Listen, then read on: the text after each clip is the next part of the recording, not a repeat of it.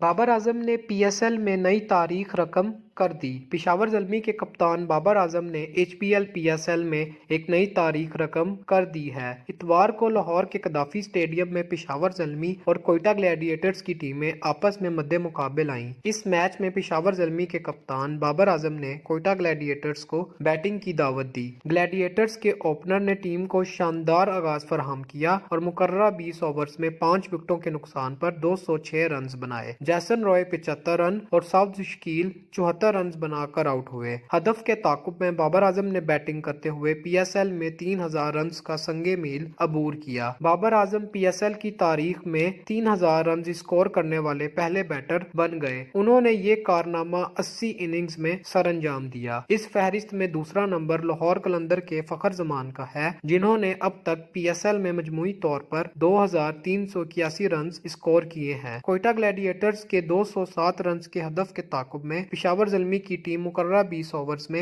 190 run बना सकी। Babar Azam 68 run के साथ नुमाया रहे। दूसरी जानिब पीसीबी ने रमजानुल मुबारक के दौरान मैचों के औकात का भी ऐलान कर दिया है। इम्कान है कि रमजानुल मुबारक का आगाज 10 या 11 मार्च से होगा, तो रमजानुल मुबारक में एचपीएल पीएसएल के मैचेस रात 9 बजे शुरू होंगे, ताकि क्रिकेटर्स समेत शायकीन नमाज अदा करके स्टेडियम का रुख कर सकें और मैचेस को एंजॉय कर सकें। मज़ीद ऐसी वीडियोस देखने के लिए हमारे चैनल को सब्सक्राइब करें और बेल आइकन को दबाना न भूलें।